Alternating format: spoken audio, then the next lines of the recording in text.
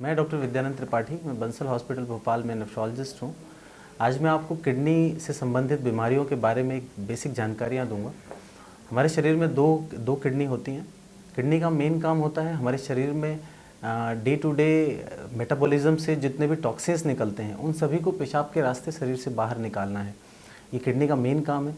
इसके अलावा किडनी के बहुत से काम हैं जो कि हमारे शरीर को चलाने के लिए हेल्पफुल होते हैं। अगला काम है शरीर में पानी का बैलेंस बनाना। हम जितना भी पानी दिन में पीते हैं वो वाटर शरीर को जितनी ज़रूरत के लिए पानी है उससे एक्स्ट्रा पानी पेशाब के रास्ते शरीर से निकल जाता है। तो ये पानी का बैलेंस इसे किडनी मैनेज करता है। इसीलिए किडनी की खराबियां होने के बाद लोगों को शरीर में सूजन आता है क्योंकि वो पानी पूरा निकाल नहीं पाती। अगला इंपॉर्टेंट काम है हीमोग्लोबिन बनाना। शरीर में जो हीमोग्लोबिन बनाने की प्रोसेस है उसके लिए एक हार्मोन की ज़रूरत होती है जिसे हम एरिथ्रोपोइटिन बोलते हैं, और ये हार्मोन किडनी से निकलता है। तो किडनी की बीमारी होने की स्थिति में हीमोग्लोबिन की कमी होती है। अगला काम है बीपी का कंट्रोल। किडनी का बहुत इंपॉर्टेंट रोल है बीपी को मैनेज करने में। किडनी में एक रेनिन नाम का एक केमिकल हार्मोन होता है जो कि ब्लड प्रेशर्स को मेंटेन रखता है। अगर ब्लड प्रेशर्स ज़्यादा हैं या कम है तो इनके लेवल के बेस पे बॉडी उसे कंट्रोल करने की कोशिश करती है। अगला काम है हड्डियों की मजबूती के लिए कैल्शियम, विटामिन डी, फास्फोरस, इन सब का मेटाबॉलिज्म। इसलिए किडनी की खराब होने की स्थिति में ये मेटाबॉलिज्म खराब होता है और शरीर में हड्डियों की बीमारियां होती हैं। अब हम आते हैं किडनी से संबंधित बीमारियों की। किडनी की बीमारी को जो क्रॉनिक बीमारी होती हैं उन्हें हम क्रॉनिक किडनी डिसीज़ बोलते हैं। क्रॉनिक किडनी डिसीज़ का मतलब है किडनी की कोई भी बीमारी, चाहे वो स्ट्रक्चरल हो यानी अल्ट्रासाउंड वगैरह में आपको किडनी के डिफेक्ट मिल रहे हों, या बायोकेमिकल हो जैसे यूरिया और क्रिएटिनिन बढ़ा हुआ है, ये अगर 3 महीने से ज़्यादा किसी मरीज में एबनॉर्मेलिटी है तो उसे हम क्रॉनिक किडनी डिसीज़ बोलते हैं। एक बार अगर हम किसी पेशेंट को क्रॉनिक किडनी डिसीज़ से लेबल करते हैं इसका मतलब है कि ये एक प्रोग्रेसिव डिसीज़ है, ये वक्त के साथ प्रोग्रेस करेगी, यूरिया और क्रिएटिनिन के लेवल्स टाइम के साथ बढ़ेंगे और एक स्थिति आएगी जब किडनी का काम पूरी तरह से बंद होगा और मरीज को डायलिसिस या किडनी ट्रांसप्लांट इस तरह की चीज़ों की ज़रूरत पड़ेगी। आगे हम आते हैं किडनी की बीमारियों की कारण क्या हैं। आमतौर पे हमारे जितने भी chronic kidney disease and stage patients हैं उनमें से अधिकतर पेशेंट्स में किडनी खराबी की वजह डायबिटीज़ यानी मधुमेह होता है।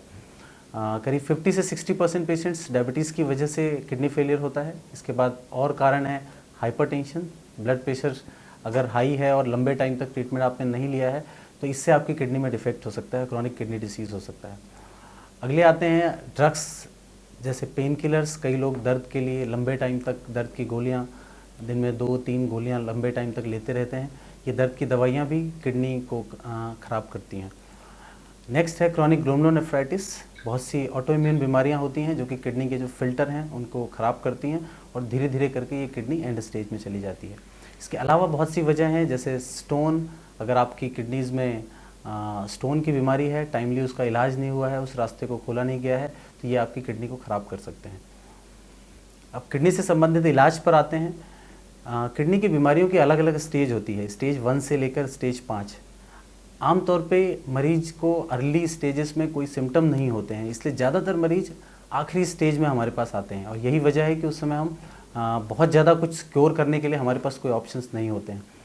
तो स्टेज ट्रीटमेंट भी स्टेज पे डिपेंड करता है। अर्ली स्टेज पे अगर पेशेंट्स होते हैं हमारा मेन टारगेट होता है ब्लड प्रेशर कंट्रोल करना, अगर डायबिटीज़ है तो शुगर कंट्रोल करना।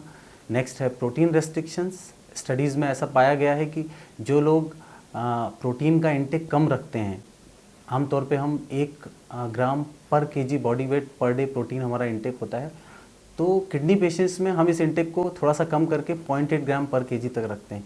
तो जिन लोगों में प्रोटीन का रेस्ट्रिक्शन किया जाता है उनमें किडनी खराबी होने के एंड स्टेज में जाने की स्पीड जो है वो थोड़ी सी कम होती है। तो हमारे इलाज का एक इम्पॉर्टेंट पार्ट है प्रोटीन का रेस्ट्रिक्शन करना। नेक्स्ट है, मैंने आपको अभी बताया कि कैल्शियम, फास्फोरस या हड्डियों के मेटाबॉलिज्म में किडनी का बहुत इंपॉर्टेंट रोल है। तो किडनी के सभी मरीजों में विटामिन डी की कमी, कैल्शियम की कमी या फास्फोरस की अधिकता, एक पैराथायराइड हार्मोन होता है वो अधिक होने लगता है, इन सभी की वजह से उनके हड्डियों में काफ़ी समस्याएं होती हैं। तो इन सब चीज़ों को दवाइयों के सहारे, डाइटरी रेस्ट्रिक्शंस के थ्रू मैनेज करना ये नेफ्रोलॉजिस्ट का काम होता है।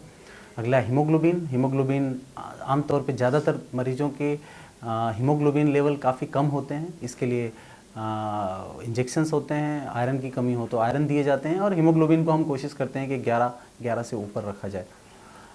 डाइटरी रेस्ट्रिक्शंस में पोटेशियम हमारे शरीर में एक इलेक्ट्रोलाइट होता है जो कि नॉर्मली किडनी से एक्सक्रीट होता है। किडनी की खराबी होने की स्थिति में शरीर में पोटेशियम के लेवल्स बढ़ जाते हैं, जो कि कई बार लाइफ थ्रेटनिंग हो सकते हैं, उनसे हार्ट के बंद होने का खतरा होता है। तो स्टेज 3 सीकेडी के बाद हम लोगों को लो पोटेशियम डाइट लेने के लिए एडवाइस करते हैं, जिसमें फ्रूट जूसेस हैं, कोकोनट वाटर है, मार्केट में लो सोडियम सॉल्ट्स आजकल आ रहे हैं हार्ट वाले मरीजों के लिए, ग्रीन लीफी वेजिटेबल्स हैं, मेथी, पालक, इन सब में पोटेशियम की अधिकता होती है। तो मरीजों को एडवाइस किया जाता है कि इन सब का सेवन ना करें और पोटेशियम वाली चीज़ों को लिमिट करें अपने शरीर से। अगला काम है पानी का बैलेंस। तो क्रॉनिक किडनी डिसीज़ पेशेंट्स में आमतौर पे सूजन हो सकते हैं, क्योंकि शरीर में पानी एक्स्ट्रा एक्यूमुलेट होता है, किडनीज उन्हें निकाल नहीं पाती। तो फ्लूइड रेस्ट्रिक्ट करते हैं हम लोगों को बोलते हैं कि आप दिन में 1 से 1.5 लीटर कंप्लीट डाइट में सब कुछ मिला के पानी का सेवन करें। पानी की मात्रा बहुत अधिक ना हो, क्योंकि इससे शरीर में सूजन आएगा और ज़्यादा एक्स्ट्रा होने पे कई बार लंग्स में पानी जाता है और सांस फूलने की तकलीफ होती है। तो ये सभी मैनेजमेंट हैं अर्ली स्टेजेस के। एक बार जब मरीज स्टेज 5 में पहुंचता है, स्टेज 5 हम बोलते हैं जब आपका फिल्ट्रेशन रेट 15% से कम हो जाए, तो इस स्थिति को हम स्टेज 5 बोलते हैं। यहाँ पे भी पेशेंट कई बार ड्रग्स पे चल जाते हैं, बट उसके सिम्टम्स के आधार पे, जैसे अगर किसी को भूख लगना बंद हो जाए, उल्टियाँ होने लगे, पोटेशियम का लेवल बहुत हाई हो जो कि कंट्रोल ना हो रहा हो दवाइयों से, फॉस्फोरस का लेवल बहुत हाई हो गया हो, या हाई यूरिया क्रिएटिनिन के असर आपके दिमाग में पड़ने लग गए हों, ऐसी स्थिति में हम मरीज को रीनल रिप्लेसमेंट थेरेपी एडवाइस करते हैं, जिसमें हमारे पास 3 ऑप्शंस होते हैं। पहला है हीमोडायलिसिस, जिसे हम खून की डायलिसिस बोलते हैं, जिसमें शरीर में जितने भी टॉक्सिन्स हैं वो मशीन के थ्रू उसे हम क्लियर करते हैं ब्लड के थ्रू। इस प्रक्रिया में हमें एक वेस्कुलर एक्सेस की ज़रूरत पड़ती है, जहाँ से हम खून को क्लीनिंग के लिए मशीन में पहुँचाते हैं। तो इसके लिए एक एवी फिस्टुला सर्जरी होती है, जिसमें हाथ की आर्टरी और वेन, 2 नसों को आपस में मिला दिया जाता है, जिससे वेन की मोटाई बढ़ जाती है और उससे आसानी से हम खून निकाल सकते हैं। और कुछ टेम्परेरी एक्सेस होते हैं, जिसको हम जुगुलर कैथेटर या फिमोरल कैथेटर बोलते हैं, जिनसे खून निकल के डायलिसिस से क्लीन होके और साफ खून वापस शरीर में जाता है। तो ये प्रक्रिया हफ्ते में 3 बार रिपीट की जाती है, यानी हर 2 दिन 3 दिन के गैप पे 4 घंटे की ये डायलिसिस की जाती है। और नॉर्मली मरीज डायलिसिस स्टार्ट होने के बाद उसके सिम्टम्स जो हैं वो काफ़ी कम हो जाते हैं। अगला इलाज है पेरिटोनियल डायलिसिस।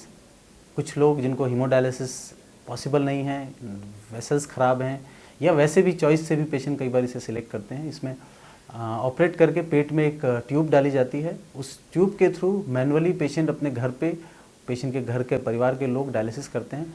इसमें 2 लीटर के पानी के कुछ बैग्स होते हैं, जिसमें अलग अलग इलेक्ट्रोलाइट्स होते हैं, और उस पानी को आप पेट के अंदर रखते हैं 4 घंटे के लिए, और 4 घंटे बाद उस पानी को निकाल दिया जाता है। तो जो हमारी पेट की झिल्ली है वही एक डायलिसिस मेम्ब्रेन की तरह काम करती है और सारे टॉक्सिन्स को शरीर से बाहर निकालती है। तो ये प्रक्रिया भी डायलिसिस की तरह ही सफल है। दोनों में ही लाइफ का सर्वाइवल करीब करीब बराबर है। बट हीमोडायलिसिस और पेरिटोनियल डायलिसिस में बहुत लंबी लाइफ की हम उम्मीद नहीं करते हैं। अगर हम एवरेज बोला जाए तो शायद 4 साल या 5 साल। जैसे डायबिटीज़ वाली किडनी फेलियर के जो पेशेंट्स हैं, तो आमतौर पे हम मानते हैं कि अगर 100 मरीजों को हम डायलिसिस पे रखते हैं तो 5 साल के बाद शायद उसमें से 20 या 30 ही जिंदा बचेंगे। तो इसके लिए बेहतर इलाज होता है किडनी ट्रांसप्लांट। ट्रांसप्लांट एक ऐसी प्रक्रिया है जिसमें परिवार के किसी भी व्यक्ति का या कैडेवर डोनर होने की स्थिति में जो ब्रेन डेड पेशेंट्स होते हैं, उस गुर्दे को हम मरीज के शरीर में प्रत्यारोपित करते हैं। आमतौर पे हमारा शरीर किसी बाहर की ऑर्गन को एक्सेप्ट नहीं करता, इसलिए हम बहुत सी इम्यूनोसप्रेसिव थेरेपीज़ देते हैं जो हमारे शरीर की इम्यूनिटी को कम करते हैं, जिससे कि वो किडनी हमारे शरीर में एक्सेप्ट हो जाए। ये नई किडनी ऑपरेशन के तुरंत बाद काम करना चालू करती है, पेशेंट डायलिसिस से फ्री हो जाता है, और इसमें लाइफ जो सर्वाइवल पेशेंट का है वो काफ़ी लंबा होता है। इसमें उसे हीमोग्लोबिन के इंजेक्शंस की ज़रूरत नहीं है, कैल्शियम की ज़रूरत नहीं है। तो नया किडनी नेचुरली आपको किडनी के सारे फंक्शंस देता है। तो किडनी ट्रांसप्लांट को बेस्ट ट्रीटमेंट कंसिडर किया जाता है किडनी पेशेंट्स के लिए।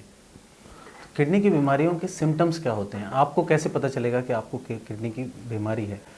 तो मैंने आपको पहले ही बताया कि किडनी की बीमारी के लक्षण ज़रूरी नहीं है कि आपको लक्षण होंगे। कई बार किडनी पूरी तरह से जब काम करना बंद कर देते हैं तब हमें पता चलता है कि हमें किडनी की समस्या है। तो सिम्टम्स जनरली स्टेज 3 के बाद से आना चालू होते हैं, और वो सिम्टम्स होते हैं पैरों में सूजन आना, एंकल्स में हल्का स्वेलिंग, आप अगर वहाँ पे उंगली लगाएंगे तो शायद गड्ढे पड़ने लगें। इसके बाद वीकनेस है, कमजोरी है, भूख कम लगना है, हीमोग्लोबिन कम होने की वजह से थोड़ी दूर चलने के बाद ही आपकी सांस फूलने लगेंगी, उल्टियाँ होना, सुबह सुबह मरीज अक्सर ये बोलते हैं कि हम सुबह ब्रश करते टाइम हमें उल्टी जैसा लगता है। तो ये सभी सिम्टम्स किडनी के हो सकते हैं। तो एक किडनी के मरीज को जिसे किडनी की क्रॉनिक किडनी डिसीज़ हो चुकी है, तो उसकी बीमारी ज़्यादा तेज़ी से ना बढ़े, उसका जो लाइफ सर्वाइवल है वो लंबा रहे, इसके लिए उसे क्या करना चाहिए।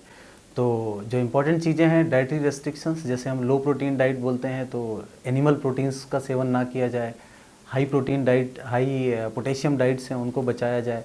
काउंटर से कई बार हम दर्द के लिए पेन किलर्स और ये सब खाते रहते हैं, जिससे किडनी की बीमारी बहुत जल्दी बढ़ती है, उससे बचा जाए।